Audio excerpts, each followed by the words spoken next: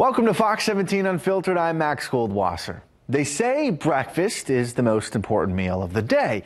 And everyone out there with a sweet tooth, I think, would probably agree that you can't have a good breakfast without good maple syrup. But do you know how it's made? I certainly didn't until I visited the Butterfield family farm in Charlotte. Let me tell you, I fell in love with their product and their story, and I think you will too.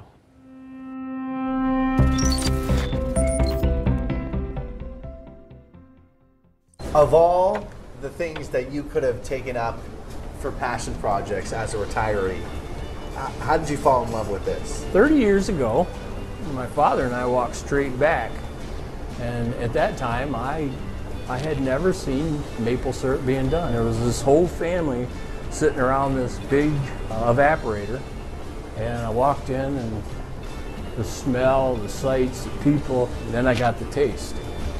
That was it. I told my dad, I will be doing this someday. What you have to make syrup is you have to have a night below 32 degrees, down in the 20s is better, a good hard freeze. And then during the day, you need something above freezing, preferably with a little bit of sunshine on the tops of the trees. See how much there is in there? That's crazy. Oh yeah, and that's just happening naturally. That's happening naturally, yep. And how many days is that? I emptied them yesterday. Wow. They never run like this. This is insane. This is crazy. What is happening inside the tree when you get the ideal weather patterns that you're looking for? Okay, so the cold weather pushes the sap down, and then when the warmth hits the crowns, it brings it up. We just intercept a certain amount of it on the way up. I think I bit off more than I could chew. Normal year, no, but this year, this is horrible. So are you gonna have to go around and empty all those bags today? I gotta first empty my tank because I don't have any place to store this stuff. So I gotta empty my tank, and then later on this afternoon, I will come out here and I will empty all of these. No wonder you're out here for hours. Hours and hours, yeah. Every day. Yeah, that's the work of this job. But this is my favorite place in the whole world, right here.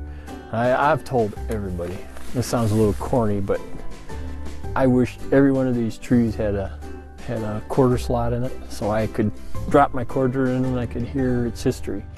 The first thing we do when we bring the sap up from the woods, we measure the sugar content. We average between 2.0 and 1.7. And this next number in the next column over, that tells you how many gallons of sap it takes to make 1 gallon of syrup. So at 2.0, it takes 43 gallons to make 1 gallon. Why do you need that much sap for that little syrup? Because when it comes in from the woods, it's literally nothing more than water.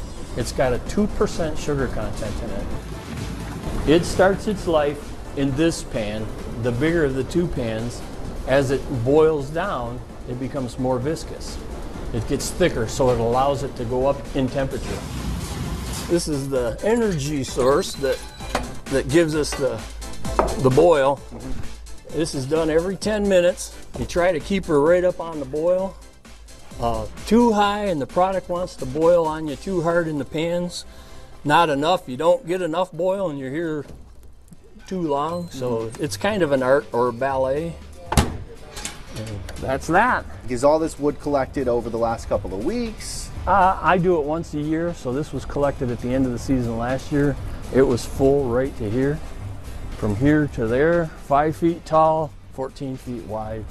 And I've got 1 row left. You've been busy. I have never burnt 5 rows. Wow. This is the hottest year we've ever had. The first thing I'll do is I'll draw a cup full of this and I'll test it with the hydrometer. The red line's high. That means it's syrup, and it's thick syrup. Actually too thick, but that's kind of where I want it. So I start drawing off and I watch my gauge right here. And as soon as my gauge starts to drop off, then I, just through experience, I say, okay, I'm going to stop now. And the stuff that's coming out right now, that's maple syrup.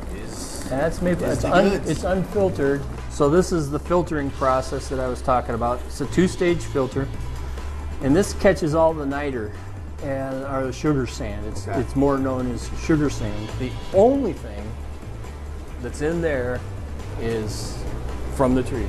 There's nothing else added. Absolutely nothing. Well, Paula was saying everything you touch turns to gold. You agree? I have fun. I think everybody in life should work hard for a living and enjoy what they do, and work your goal for retirement and say, you know, there's a life after what you're doing. What is some advice that you would give to someone else who is interested in this? Make sure you love it. If you don't love this, it is a lot of work. You've got to love being outdoors, in the rain, in the snow, in the mud, and in here working. So it's a passion. Love and passion is one thing, but your last name is Butterfield. You live on Maple Highway. It's almost meant to be at this point. It was almost meant to be, yeah. Paula's already finished hers and I don't blame her, but yes, let's toast. Toast. First time I've ever toasted with maple syrup. It is good. It's, I'm sure, never gets old for you. It is very Almost good. could eat the cup. If I was you, Herb, I'd have syrup running through my arteries at this point. Herb, thank you so much. Thank you. Yeah, it's really a special treat.